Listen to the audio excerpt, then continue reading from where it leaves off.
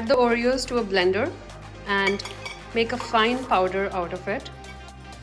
So here we have the fine powder ready.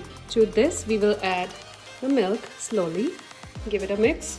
The goal is to make a smooth batter. So we want a lump-free mixture, which we have right now. For the next step, we have put our steamer on. So we have put the water for boiling.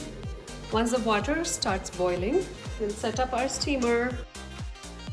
Now we'll add our baking soda, just a little bit of milk. Give it a mix again.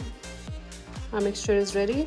Transfer the mixture into a greased pan. Now we'll put our dish into the steamer and we have to steam it for about 50 minutes.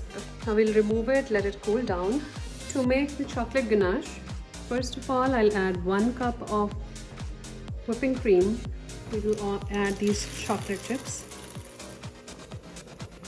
This has become really thick now. Now we will pour the ganache on the top.